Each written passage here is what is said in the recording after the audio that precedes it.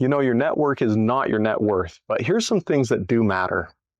So first off, how do you even measure your worth or your net worth? I mean, if you go into a bank and you're trying to apply for a loan to maybe buy a piece of real estate, they're going to want to know all of your assets versus all your liabilities. If you're trying to open a line of credit for your business, same sort of thing. They want to understand the financials, right? But that really is not a picture of your net worth. I once read a book, and this guy was talking all about his experience becoming a real estate investor. And in the book, he talked about how he had to fill out the forms, talking about all his assets. He got to the point where he was putting things like his golf clubs on his form, just trying to elevate that net worth up to the point that he could get a little bit more money from the banks or whoever was loaning out that money in that case. So are your golf clubs really your worth? So I think that where people come from when they're talking about my network is my net worth is trying to redefine that whole idea in the business sense. Because if we look at this from a different perspective and you go to value a company, they're going to talk about things like your intellectual property, any special legal protections you have on any assets. They're going to talk about any secret processes, or if you're a restaurant, famous restaurant, maybe KFC, they're going to talk about your proprietary secret recipe, and that secret recipe has most of the value of the restaurant because that's how the food is so unique, right? And so what is that meaning of worth? Are we truly limited in our worth to our bank account or our assets versus liability? I think that a lot of people tried to redefine that and say, no, we need to look bigger than that. And so they started saying this whole, our network is our net worth. But even that misses the point. I mean, you've got skills, expertise, knowledge, relationships.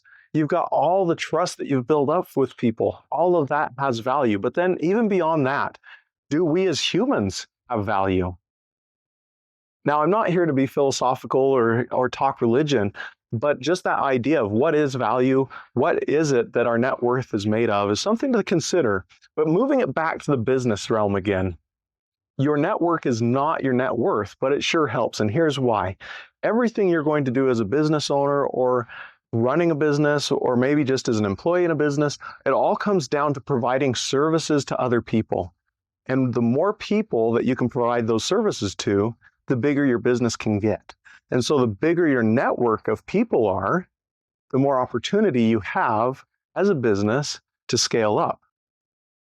That's only one aspect of the network is your net worth. Let's think of it from a few other angles as well. So here's a few other ideas on how a strong network can actually build your business in whole ways that maybe you haven't even considered. Now, are you aware of one person, and if you knew this one person, they could change everything for you? Maybe this one person would be the ideal customer, and they'd have so much work for you, you'd just have to change the way you do business. Or maybe they'd be super valuable as a consultant or a coach, and they could help guide you on your journey. Perhaps they're a supplier that you've been trying to get in to do business with, and if you had their product or their service or their offer coming in and complementing what you're doing, it would change everything. When you have that one person that you can connect out to, that makes a huge difference. And having people that you know and know you and have that strong relationship with, that's where this network can come in. And you can reach out to some of the people you know that they know and say, hey, would you mind connecting me to so-and-so? And that shortcuts so much in the business world. Do you have any idea how much businesses spend on a yearly basis for advertisement in the United States alone? I mean, you're talking about millions of dollars for a few seconds just in the Super Bowl. Now compound all that spend for an entire year. That number is just astronomical, right? That is just one part of the price that people and businesses are paying all day, every day to try and get the attention of other people. When you've got a strong relationship and a strong network, you can cut those costs and you can scale up in ways that can't be done otherwise. I was at an event earlier today talking with a few other business owners, and one of them told me, yeah, my whole approach is I'm going to go out and I'm going to see just how many people I can help, how many referrals I can hand out to other people, because I know if I do that consistently, people are going to start flooding me with business. And that was his whole strategy for how he was going to grow his business right now. He knows the law of reciprocity. he knows that if he goes out there and helps enough other people, that somehow, some way, there's something that makes it so that he's going to grow and he's going to receive as well. Now, the neat thing to remember when you're trying to live by that law is you don't hand one person a referral and expect that one person to hand you one back. That's not how it works. If you try and keep score with people and you try and make sure you're a tit for tat, I give you one, you give me one, you're going to be frustrated and it'll never work. That's not the way that the law of reciprocity works. You have to be willing to just give with no expectation in return. But then you also have to be comfortable when you truly need something to be willing to reach out to other people and ask for help. In the book, Never Eat Alone by Keith Ferrazzi, it teaches so many of these different strategies, techniques, mindsets around building relationships. Keith is an amazing person and he tells his story through the book. Highly recommend you go and get it. One of the things he talks about was that he grew up blue collar. His father did everything he could to try and help him get into a new circumstance in life. And then Keith tells his story and explains how he used networking and building relationships. And he gives all of his secrets away. Amazing opportunity. If you haven't read the book, highly recommend it. But then he's at the end of the book explaining how he's been able to go to these events and connect with people. We're talking about presidents and influencers, and it's all because he was willing to go out, connect, build real relationships with people and help people where he could, but also be willing to connect and ask for assistance and ask for connections back when he needed to be introduced to someone. So if you're looking for specific strategies, highly recommend Never Eat Alone by Keith Ferrazzi. Great book.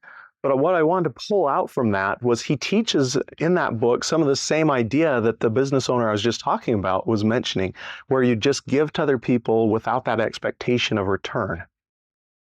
And I think that most every single religion also teaches that concept. And we call it the golden rule. And there's so many different names for it, but it's all trying to share that same idea. Now, as we wrap this up, I wanted to point out one other thing.